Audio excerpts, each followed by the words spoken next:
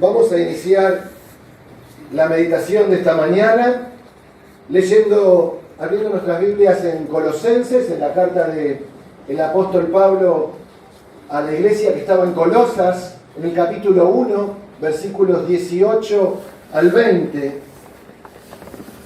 Pablo les enseña y les dice así: y él, refiriéndose a Cristo, Cristo es la cabeza del cuerpo, que es la iglesia, el que es el principio, el primogénito de entre los muertos, para que en todo tenga la preeminencia, por cuanto agradó al Padre que en él habitase toda plenitud, y por medio de él reconciliar consigo todas las cosas, así las que están en la tierra como las que están en los cielos, haciendo la paz mediante la sangre de su cruz. Decíamos que Cristo es la cabeza del cuerpo que es la iglesia.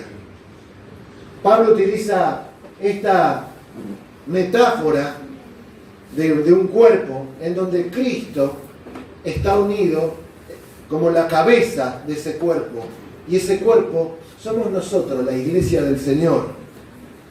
Cristo sirve como su cabeza, así como nuestro cuerpo. Cristo es la cabeza de la iglesia, como nuestro cuerpo, la cabeza es el cerebro que dirige todo nuestro cuerpo. También Cristo controla desde ese gobierno, es la única cabeza que controla la iglesia para darle vida, para darle dirección. También Pablo, escribiéndole a los Efesios, en el capítulo 4, versículos 11 al 13, en el capítulo 4 de Efesios, versículos 11 al 13, vemos que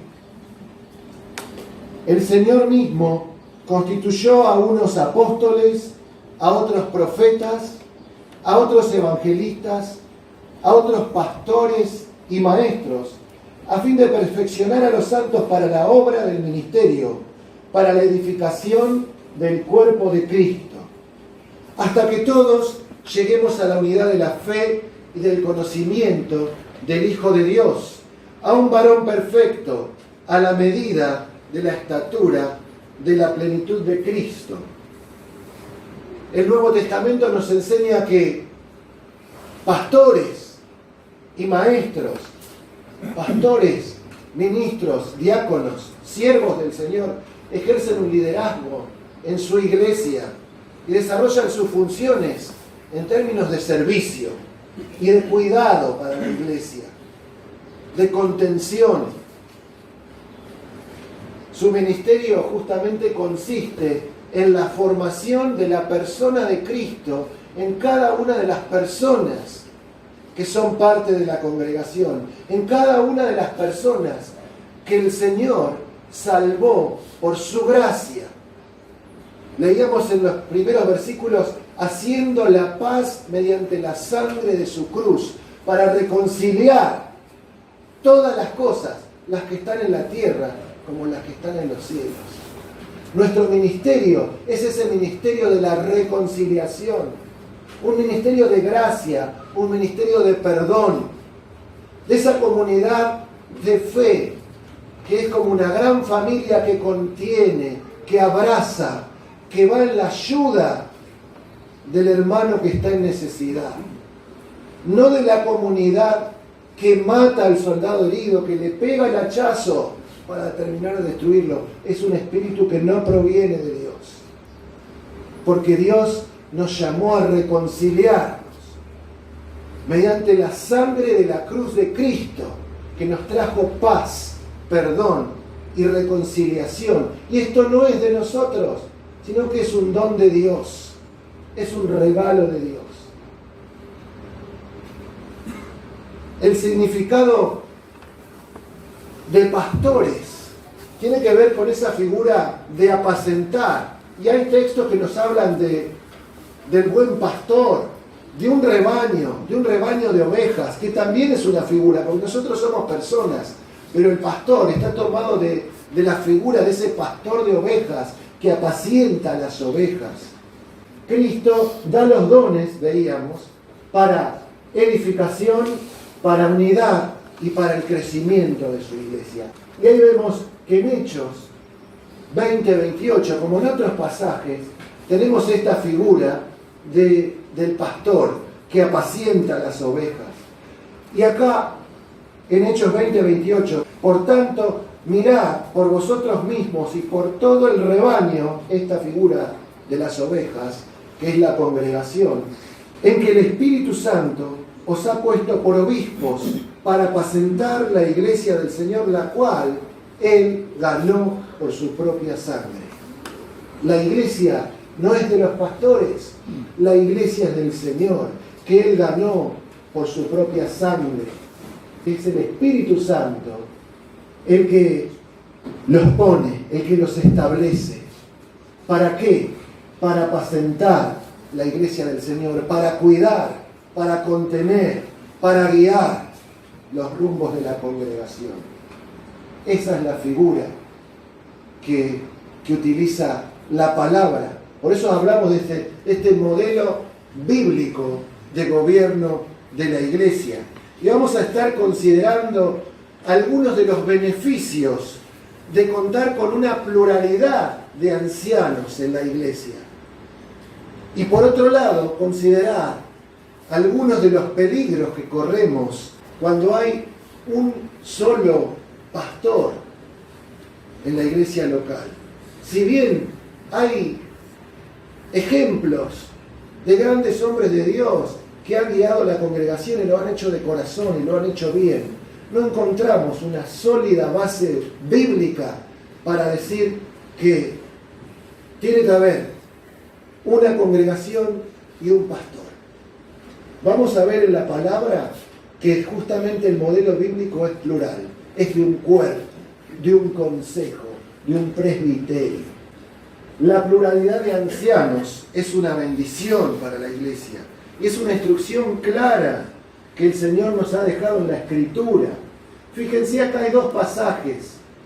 Voy a leer primero el que está en segundo lugar, que es el de Hechos, cuando Pablo y Bernabé dice que constituyeron ancianos en cada iglesia. Constituyeron ancianos en plural, no uno, sino varios. Constituyeron ancianos en cada iglesia y orando, habiendo orado con ayunos, los encomendaron al Señor en quien habían creído. Déjenme decirles que para llegar a este momento de hoy, muchos de nosotros hemos estado orando y ayunando para acompañar y respaldar este proceso en donde el Señor ya ha levantado hermanos fieles según las características y los estándares que están en la palabra del Señor, en 1 de Timoteo capítulo 3 y Tito capítulo 1, estándares muy altos, pero que están, hombres piadosos, que la iglesia hoy reconoce y que el Espíritu del Señor los ha levantado. Y cuando Pablo le escribe a Tito, también le dice: por esta causa te dejé en Creta para que corrigieses lo deficiente y establecieses ancianos en cada ciudad, así como te mandé. Nuevamente, este gobierno plural. Estos son dos ejemplos de varios textos y varios pasajes más que podemos encontrar, tanto en las cartas como en el libro de los Hechos, en donde siempre que se refiere al gobierno de la iglesia, habla de un cuerpo, de una pluralidad. Solamente hace referencia en singular cuando la palabra menciona las características, los requisitos para ejercer la función pastoral, para ejercer el diaconado. Para todo lo demás, encontramos que estos pasajes y otros demuestran que el modelo bíblico de gobierno de la iglesia local es que sea dirigida por un cuerpo de hermanos consagrados, fieles al Señor, y no por uno. Decíamos que aunque en la práctica existen muchas iglesias que son dirigidas por un hombre ese no es el patrón bíblico. Es cierto que cuando una iglesia se inicia, y son muy pocos, va a haber alguien que va a empezar una misión, que va a empezar un testimonio, que va a empezar una obra, y en un principio tal vez requiera ese modelo unipastoral, pero el modelo bíblico es avanzar hacia ese gobierno plural, donde haya ancianos que cuiden y que pastoreen la congregación. Y tristemente, y no quiero centrarme en ningún nombre personal, entiéndanme, hermanos, lo digo con mucho temor de Dios, tanto en la Iglesia Nazarena como en otras congregaciones cristianas, hay ejemplos de pastores que han ejercido un liderazgo negativo, con abuso de poder, con abuso espiritual, en donde dice, bueno, acá se hace y se dice, se hace lo que yo digo y nada más, y al que no le gusta que se vaya. Ese no es el patrón bíblico. Justamente, por eso Dios estableció un cuerpo plural. Más allá de eso sabemos que a lo largo de la historia Dios ha utilizado hombres fieles en ese modelo unipastoral para guiar una congregación. Pero las excepciones las hace Dios, no las hacemos nosotros. El modelo bíblico es plural. Y acá vean, vamos a ver que también en los proverbios este principio se aplica. Muchos conocemos que en la multitud de consejeros está la sabiduría. Fíjense que dicen estos 3 pasajes, tomados del libro de los proverbios. Donde no hay dirección sabia, caerá el pueblo, mas en la multitud de consejeros hay seguridad. En la multitud de consejeros hay seguridad. Proverbios 11:14. Los pensamientos son frustrados donde no hay consejo, mas en la multitud de consejeros se afirma. En la multitud de consejeros se afirma. Hay una versión que me gusta mucho, como dice ese texto de Proverbios 15:22, que dice: los planes fracasan por falta de consejo, pero muchos consejeros traen éxito.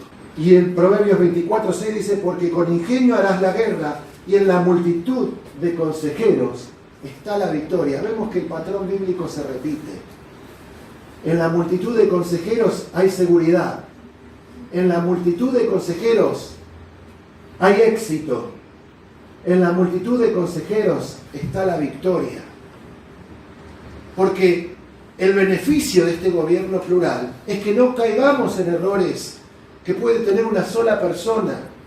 Cuando necesitamos tomar decisiones difíciles, cuánto mejor es buscar consejo. Y en la multitud de consejos encontramos la sabiduría, encontramos seguridad, y los planes tienen éxito, y hay victoria, como dice la palabra. Dios usa a hombres piadosos para llevar a cabo su obra y su ministerio en la iglesia, así como decíamos, hombres fieles, según esos requisitos que podemos encontrar, y los pueden leer después en 1 de Timoteo capítulo 3 y en Tito capítulo 1. Son estándares muy altos, muy elevados. Pero si buscamos buenos consejos, podemos evaluar otras posibilidades, podemos ver cuál sea la mejor forma, la mejor elección, la mejor decisión. Por eso que es un tremendo beneficio para la iglesia local contar con un cuerpo, con un consejo, con un presbiterio local. Y así también, en este momento como Iglesia Nazarena, estamos transitando un tiempo en donde Dios está conformando un presbiterio a nivel nacional, no para ir a meterse en las congregaciones, no para interferir, sino para apoyar, para contener, para cuidar a la congregación. Porque ese es el rol del pastorado. Del pastor, la figura del pastor que apacienta las ovejas, que las cuida, no que las asesina, no que les pone un hacha detrás de la cabeza, no que le clava el puñal.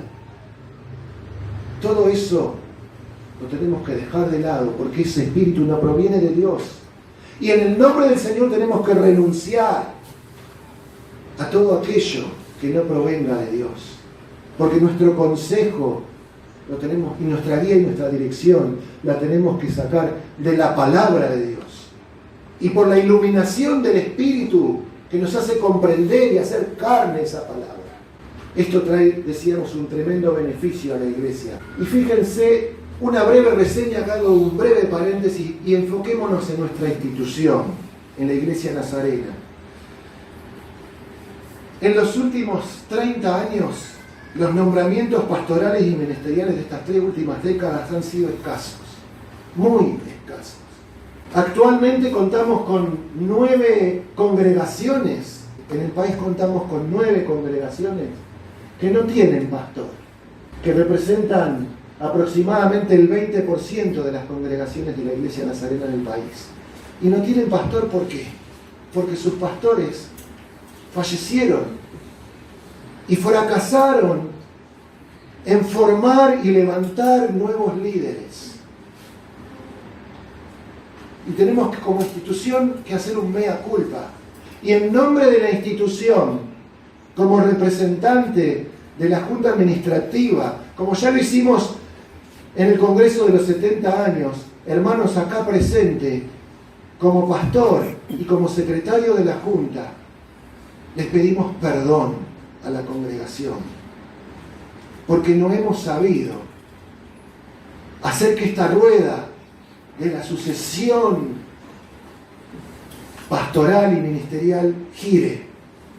No hemos sabido formar y levantar nuevos líderes, porque la responsabilidad que hoy están tomando estos hermanos que van a ser reconocidos y que van a ser ordenados, es que ellos a su vez vayan preparando a la generación siguiente y que no se queden y que no se duerman en los laureles y esperen que el Señor se los lleve para que después otros vengan y se encarguen de levantar nuevos líderes. 5 de estas congregaciones tienen entre 1 y 9 miembros, de las cuales hay 2 o 3 que solamente tienen una persona o 2 como miembro y que ni hay reunión, o una sola familia, 5, 6 o 2 familias. Triste, muy triste. 4 de estas 9 congregaciones tienen entre 20 y 24 miembros. Y si las dejamos así, en unos años más, van a tener 1 o 2. Eventualmente, la iglesia se va a cerrar. Tristemente. ¿Saben qué? En nuestra congregación, como institución, como iglesia, tenemos templos que están cerrados. Hace unos meses atrás, en una congregación de otra provincia, un pastor renunció, porque esa es la otra también. Dios no obliga a nadie. Todos los siervos que están acá lo hacen por voluntad propia y porque Dios los ha llamado. Pero si mañana alguno de los pastores y ministros o diáconos que van a ser levantados hoy pega el portazo y se va por cualquier razón, esa persona, ese hermano, va a tener que rendir cuenta ante el Señor, no ante nosotros. Porque cada uno rendirá cuenta a Dios de sí. Pero los pastores, los líderes de la congregación, tienen una doble responsabilidad y vamos a tener que dar cuenta en el tribunal de Cristo por cómo llevamos adelante la iglesia. Y no quisiera estar en la piel de estos siervos. Que los juzgue el Señor, nosotros no. Los peligros, algunos de los peligros, algunas cuestiones prácticas, algunos de los peligros de que haya un solo pastor en una iglesia. Al faltar el pastor, las ovejas son dispersadas, como ha pasado en estos ejemplos. Y a nivel mundial, ahora ya me voy de la Iglesia Nazarena en Argentina. Tengo conocimiento porque estamos en relación con hermanos de nuestro grupo en distintos puntos del mundo, en donde hay templos monumentales, mucho mejores que este, pero que están vacíos, están cerrados. Y no solo de nuestro grupo, sino de otras congregaciones. Así que no me centro solo en la iglesia nazarena, sino que también en otras congregaciones que han caído en estos mismos errores de no levantar nuevos líderes, de no formar la persona de Cristo en cada uno de los hermanos, de no apacentar, de no ser esa comunidad que contiene, esa comunidad que abraza, de gracia, de perdón, de reconciliación. Por eso también otro de los peligros es caer en errores doctrinales, como el que estamos hablando, por ejemplo. O creer que esto está bien porque simplemente lo creo y no puede pasar un análisis objetivo de lo que enseña la palabra. Abuso de poder, mencionábamos.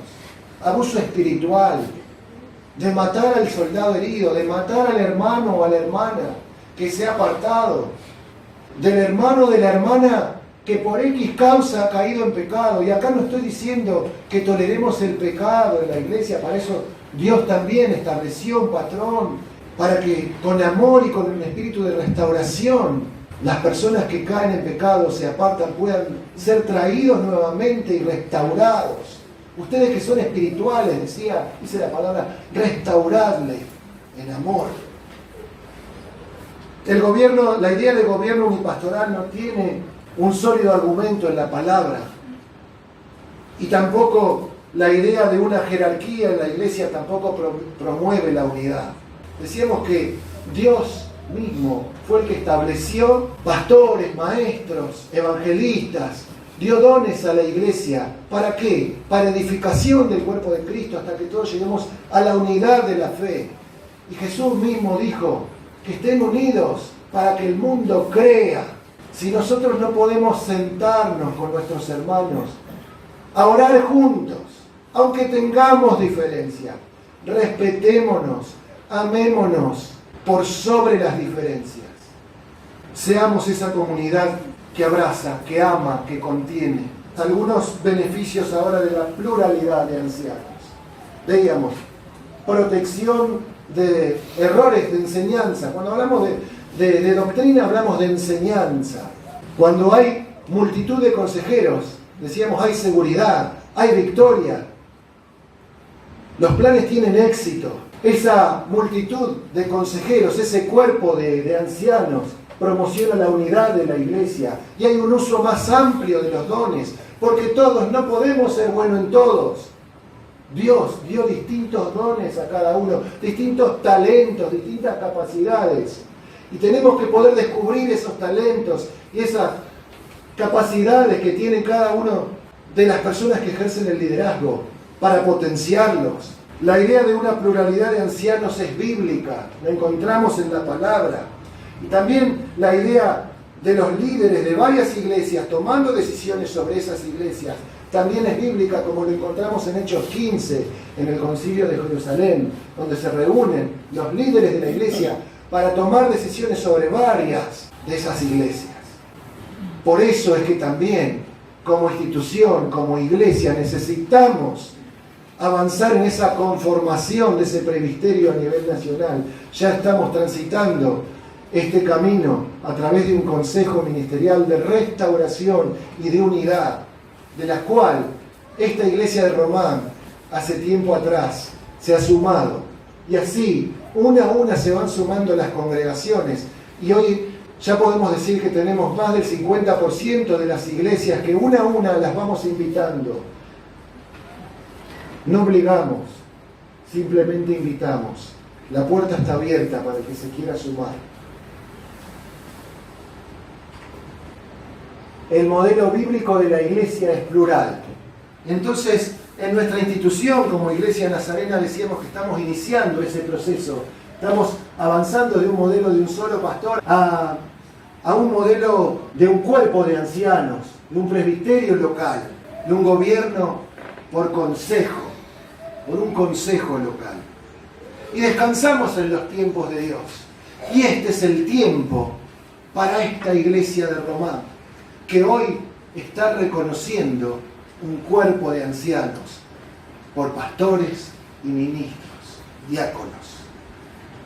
Es el Espíritu Santo que nos va abriendo las puertas, que va abriendo caminos donde antes no los había, para levantar pastores y ministros conforme al corazón de Dios, con un espíritu de servicio y con amor sincero por las personas. Decíamos que hay calificaciones y requisitos muy altos, estándares muy altos, y que se nos miramos cada uno de nosotros, pensamos, tal vez esto es demasiado para mí, estos requisitos son muy altos, y si humanamente lo miro, es casi como un imposible. Pero si nos disponemos en un espíritu de servicio, de amor, Dios te levanta, Dios te capacita, el Espíritu Santo te respalda, la iglesia lo reconoce y lo apoya. Hablábamos hace un momento de ese relevo generacional. Y fíjense este principio que está establecido en la palabra en 2 de Timoteo 2. Todo 2. Pablo le dice a Timoteo, lo que has oído de mí ante muchos testigos, esto encarga a hombres fieles que sean idóneos para enseñar también a otros. Acá vemos un modelo de esta rueda que gira, de este movimiento. Pablo enseñando a un pastor joven, a Timoteo, lo que has oído de mí ante muchos testigos, le dice a Timoteo. Esto encarga a hombres fieles. Le enseña a Timoteo que levante a hombres fieles. Y que esos hombres fieles, a su vez, sean idóneos también para enseñar a otros. Ahí vemos esa rueda y ese relevo generacional que no se tiene que cortar. Decíamos que nuestra institución en un momento se cortó. Nuestra institución como iglesia oficialmente ante el país cumplió 70 años en 2019.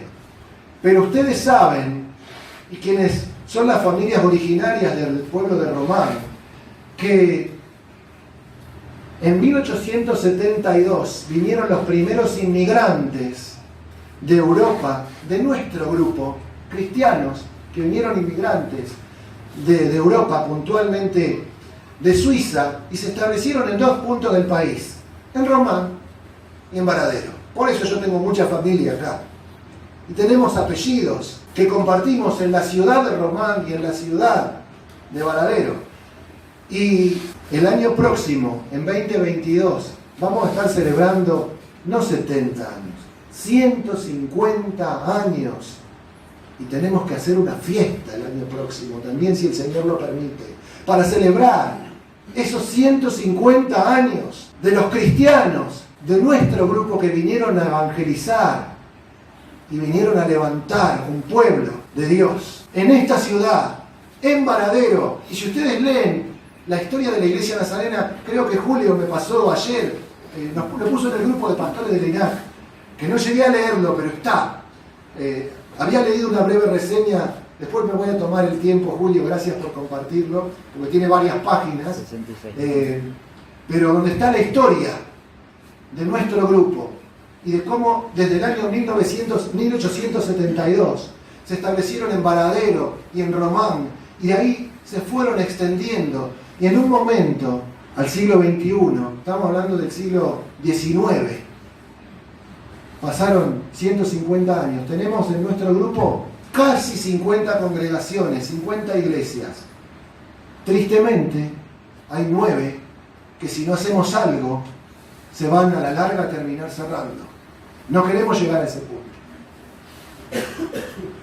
Por eso es que tenemos que tomar en serio esta palabra y este principio del relevo generacional. Así como Pablo le enseñó a Timoteo, Timoteo le enseñó a hombres fieles que estaban más jóvenes que él tal vez, y que esos hombres fieles también encarguen a otros, que sean idóneos también para enseñar a otros. Y así esto no se tiene que cortar. En un momento ese relevo generacional funcionó, porque si no, no hubiéramos llegado a tener las casi 50 congregaciones. Pero en los últimos 20, 30 años algo pasó como institución. En un lado se cortó el eslabón Y empezamos a retroceder. Pero el Señor en su gracia nos llamó, nos despertó a su luz para ver qué es lo que estaba pasando. Y sin buscarlo, Dios puso en un grupo de pastores, de siervos, dentro de los cuales tengo el honor de servir, para que hagamos algo por la institución. Saben que habíamos llegado a un punto que estábamos a punto de perder el Registro Nacional de Cultos, ese que conseguimos en 70 años atrás, en 1949. Estábamos a punto de perder nuestra institución. Hacía más de 10 años que figuraba ante las oficinas gubernamentales como una entidad inactiva. Hasta habíamos perdido el quit. Eso implicaba que no podíamos comprar propiedades a nombre de la iglesia. Yo le decía que la iglesia donde estoy pastoreando tiene 10, 12 años, en donde sin un peso en ese barrio periférico, Dios nos dio los medios, los recursos con las ofrendas de los hermanos, y se compraron no uno, 2 terrenos, y se edificó la iglesia. Y en ese interín, cuando compramos el primer terreno, lo pudimos escriturar todavía a nombre de la iglesia, que fue hace 12 años atrás. Pero el otro que lo compramos unos poquitos años después, cuando vamos a querer escriturar, no se dio de eso. No se puede. ¿Cómo? Dijimos nosotros. ¿Qué pasa? Esto, la institución no está en regla, no tiene los papeles en orden. Fíjense que hay un principio acá también.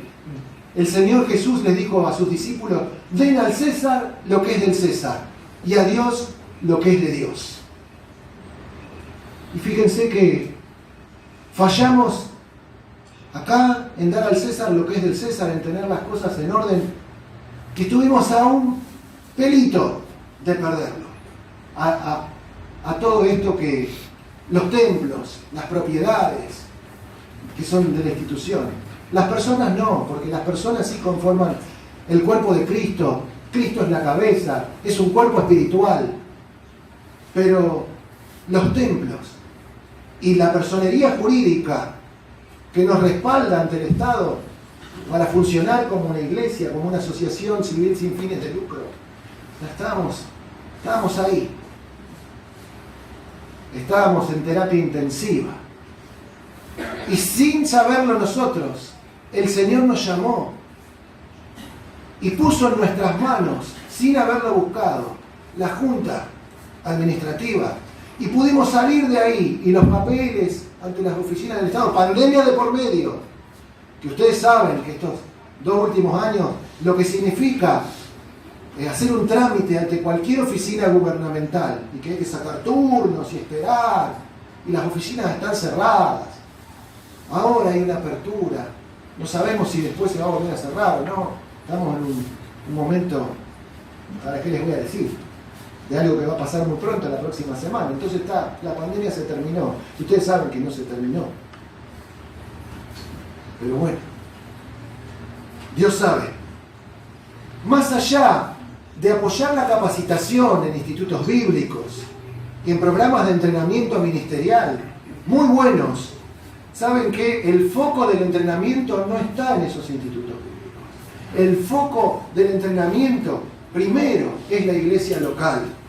Primero, si un pastor se da cuenta que está solo, lo primero que tiene que hacer es empezar a orar para que Dios le muestre entre los miembros de su congregación quiénes pueden ser las personas en las cuales invertir tiempo para crear esa relación, para orar juntos, para discipular.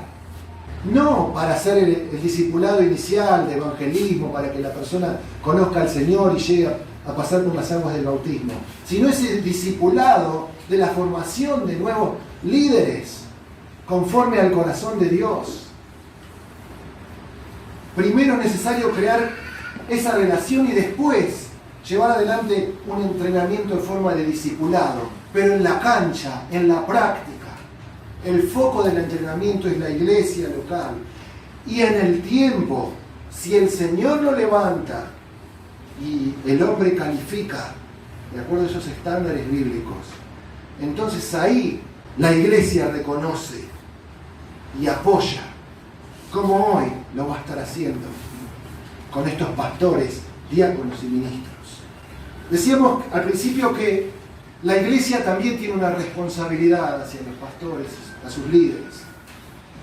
Dice 1 Tesalonicenses 5, 12 y 13, os rogamos, hermanos, que reconozcáis a los que trabajan entre vosotros y os presiden en el Señor y os amonestan, y que los tengáis en mucha estima y amor por causa de su obra.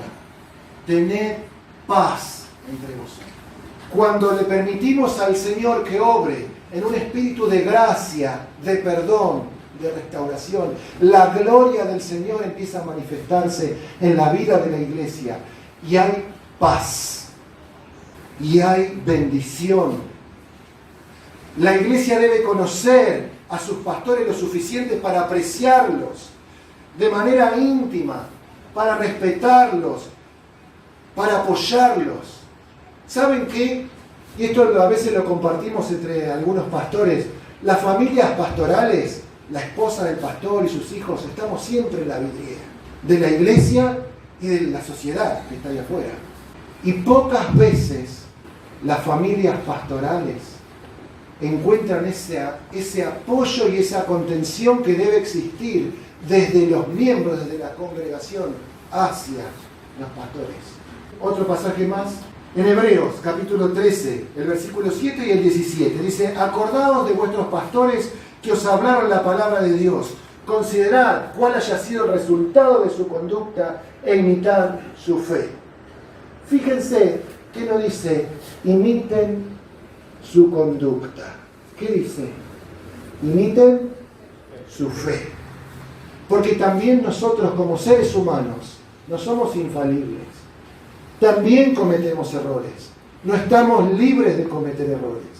Por eso es responsabilidad de la iglesia que se acuerden de los pastores, que consideren su conducta, que vean sus aciertos, que vean sus errores, que aprendan de sus errores para no volver a cometer los mismos e imiten su fe. Y en el versículo 17 dice, obedeced a vuestros pastores, sujetaos a ellos, porque ellos velan por vuestras almas, como quienes han de dar cuenta, los pastores, los líderes, un día, cuando Dios nos llame ante el tribunal de Cristo, no para condenarnos, porque no va a ser un juicio de condenación, sino va a ser un juicio para recibir o no las coronas, las recompensas.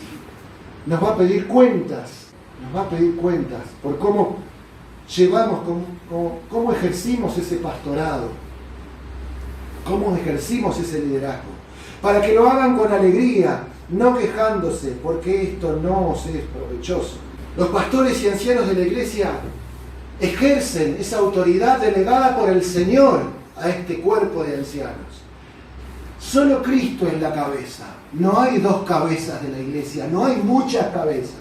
Cristo es la única cabeza. Pero esa autoridad delegada ha sido delegada a un cuerpo, a un presbiterio. Ellos sirven a la iglesia en representación de Cristo y lo tienen que hacer con alegría, no quejándose. Y la iglesia, la congregación tiene que apoyarlos para que puedan pastorear con alegría y no con pesar. Y la iglesia es responsable de ayudar a sus líderes a realizar su trabajo con satisfacción, con deleite, porque ahí la gloria del Señor se empieza a manifestar y ahí las bendiciones del Señor se empiezan a ver y podemos ver los frutos. Hemos visto entonces el modelo bíblico de gobierno de la iglesia. Cristo como la única cabeza de su cuerpo, que es la iglesia. Cristo dando dones de liderazgo para la edificación, para la unidad y para el crecimiento de la iglesia. El Espíritu Santo estableciendo a los líderes para pastorear a la congregación. La pluralidad de ancianos como una bendición que nos protege de caer en un error o de caer en varios errores o en abusos espirituales, abusos de poder. La responsabilidad de ese relevo generacional en el ministerio, que es un mandato, no es opcional. Si fracasamos en esto, estamos pecando en desobedecer un mandato. La iglesia que debe reconocer a sus pastores y ministros. La iglesia que debe obedecer y sujetarse en amor a sus pastores. Y la iglesia es responsable de ayudar, de acompañar, de apoyar a sus líderes a servir en amor y en alegría. Por eso es que el Señor nos ha hablado en esta mañana y me ha puesto en el corazón, como bien me lo había pedido el hermano Hugo, de traer una palabra para el ministerio y para la iglesia. Por eso es que yo los invito a que inclinemos nuestros rostros para orar y así terminar este tiempo con una palabra de oración. Padre del cielo, gracias te damos en esta mañana porque hemos podido abrir tu palabra y hemos podido considerar cuál es el modelo bíblico que tú nos has dejado para llevar adelante la iglesia. Gracias, Señor Jesús, porque tú eres la única cabeza de la iglesia. Gracias, Señor, porque tú has dado dones de liderazgo para edificación, para unidad, para crecimiento de la iglesia. Gracias porque a través del Espíritu Santo tú sigues levantando pastores conforme a tu corazón, ministros, diáconos, conforme a tu corazón, para liderar, para pastorear a la congregación, para cuidar, para contener, para abrazar. Gracias, Padre. Te pido, Señor, que ayudes a cada uno de los miembros de la congregación a apoyar a sus líderes, a reconocerlos como lo vamos a estar haciendo hoy, para que puedan obedecer a sus pastores en amor y apoyarlos. Velar también en esa reciprocidad, para que no se sientan solos, para que puedan sentirse acompañados, amados también por la congregación. Y no con ese ojo crítico de estar permanentemente en una vidriera siendo juzgados por los ojos de los demás. Señor, pedimos perdón si en algo te hemos fallado. Nos humillamos delante de ti en esta mañana y queremos de ahora en más seguir lo que tú nos has enseñado en tu palabra. Que podamos obedecer a nuestros pastores como iglesia, sujetarnos y obedecer en amor, y que podamos tomar conciencia que como iglesia, como comunidad, somos responsables también de ayudar y de contener a nuestros pastores, nuestros líderes. Gracias, Padre, por la bendición de poder compartir esta mañana tu palabra. Te lo pedimos y te damos las gracias en el nombre poderoso de Cristo Jesús, en el nombre que es sobre todo nombre. En él oramos. Amén.